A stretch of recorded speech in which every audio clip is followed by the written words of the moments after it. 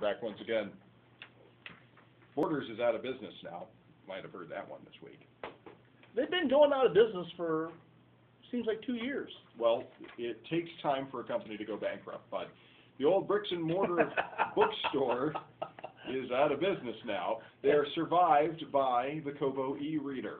So I guess e-readers will be around for some time to come. They're figuring this is the only thing of their business model that's going to survive. I have more and more friends looking to buy e-readers these days. A lot of people are into them. A lot of people like them a lot. I would definitely say if I were reading a book, I'd rather read it off of an e-reader than off of a laptop screen or a tablet screen, because digital ink is far better on the eyes than reading something off of a screen. But I'm still going to prefer a hard copy of a book. Well, I'm a little old-fashioned too. I still like the hard copy. But I have a friend of mine this week that she just posted the question on Facebook. She was looking to buy an e-reader and she wanted to know which one to buy. Mm-hmm. You know, you got the Nook, you got the Kindle, and the iPad, and the Kobo, and the iPad out there. I told her to buy an iPad, not because I'm biased toward Apple, but because I am. But if you're going to spend that kind of money, you might as well spend a little bit more and get a device that does everything. I just prefer to read something that's digital ink. The Kindle, for instance, has a different screen resolution and it looks different on the page. It's intended to be easier on the eyes. There's too much eye strain from reading something off of a bright screen. But the screen on the new iPad is considered one of the best screens in any handheld device that you can buy. That's okay, but it's called the Retina display. But I still couldn't read a book off of it. Not going to happen. You haven't tried. Speaking of Apple, you have more Apple news.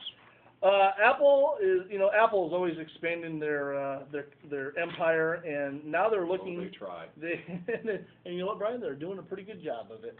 Now it's reported that they're taking a shot at Hulu. They might buy Hulu. Hulu is an online service that you can get on and go watch about anything. Television, movies, things like that. Yeah, and there's a free part of Hulu and a part of Hulu that you pay for to get. A paid subscription. Yeah, it's a paid subscription that you can go get stuff easier. But Apple's looking to buy this to expand their library, and they're looking to spend $2 billion on Hulu. Brian, what do you think of that? It would make sense to some degree for Apple, considering they're trying to get more and more into the content business, hence making all of their money selling iTunes and things like that, and subscriptions in iTunes. That's where they make a lot of money without having to process a lot of equipment. They don't have to make anything to sell those products through their store. So that would make sense. It would make sense there if they wanted to take over another digital distribution system like Hulu. But on the other hand, it may be stretching what Apple really is good at doing. Okay, here's why this is going to happen. Okay, so you're just sure it's going to happen. Well, I know it's going to happen. There's several different companies that own Hulu. News Corp, NBC Universal, and the Walt Disney Corporation are the biggest shareholders in Hulu. Guess who one of the largest shareholders in the Disney Corporation is and sits on the board of directors? Steve Jobs? Steve Jobs of Apple. There you go. Okay, so this is going to happen. Apple is going to end up with Hulu, and Hulu will go away. That name, that brand will be gone. It'll be rebranded as to something else under the Apple moniker, probably like iHulu or something like that. I don't know. Which prediction is bolder, I would ask? That Hulu's brand will be spun off and destroyed after Apple takes it over, which is also itself speculation, or that Google will find itself looking on today as the glory days in about 10 years. We've each got a prediction out there today, and we'll see which one turns out to be right. Speaking of things that you need to be careful about predicting, terrorist attacks. You want to obviously be aware that they could happen at any time, but we really don't know when or where. Well, it just happened in Norway this week. Well, that's right. And so one of the concerns that's out there is now, at least according to a report in the Jerusalem Post, that Al-Qaeda might be planning to attack U.S. utility facilities, things like water plants and electrical plants and things like that. If you wanted to do a great deal of damage to American civilization, that would be one way to do it. There's no question about that. Yep. And there's a lot about those systems that remains badly unprotected. So it's entirely possible that that could happen. Utilities and people who are in charge of these things need to be taking a look at what are the possibilities and modeling for the worst case scenario. And we as people who buy those utilities or pay for them need to anticipate that we might have to pay a little bit more in order to afford the protections that we need, because you couldn't go very long without electricity or water or those basic services.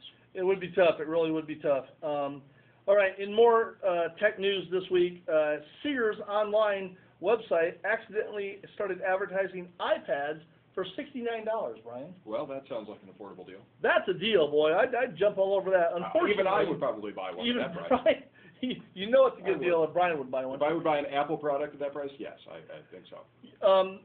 Unfortunately, you know, for the people that went online to buy one at $69, Sears isn't selling them for that price because that was a mistake made by a third-party vendor that Sears uses. And so Sears put out a statement saying that, you know, unfortunately, it was a mistake and we're not going to honor that price, which I understand. I mean, I wouldn't want to be caught in that scenario. I mean, Brian, you own an online store that sells products, and if somebody made a mistake like that, you wouldn't want to have to honor that. I would probably want to be able to back out of that deal if that were what it means. So, but it's just a simple mistake. I think it's kind of funny that, you know, a big corporation like Sears, you know, things like that happen to them too. They still make stupid mistakes. Yeah. They wouldn't necessarily have made that mistake, though, if they'd been double-checked by the world's new #1 supercomputer. Japan has the new Fujitsu supercomputer, #1 on the supercomputing list now, with 68,544 processors, each of which has 8 cores. So that's 68,000 times 8. Yeah, pretty much. That's a really fast machine. That is that's a huge computer. That is slightly more computing power than we have here at the WHO Radio Wise guys. Just a little bit more. But this is interesting because Japan now leaps back up to #1. China had been holding the #1 spot for a while. Maybe they can use all that computing power to figure out how to fix their problems with their nuclear power plants over there. Well, that might be more of a human situation in utilities and planning for the worst case scenario, which is what we were just talking about a minute ago. Okay. And then last today, a new study out shows that 19% of smartphone owners drop their phones in the toilet at some point in time. Can't say I haven't done it, or can't say that I have done it. Don't want to jinx myself. I have never dropped my phone in the toilet, mainly because, Brian, I don't talk on my phone while I'm using the toilet or the urinal. Also a very smart decision.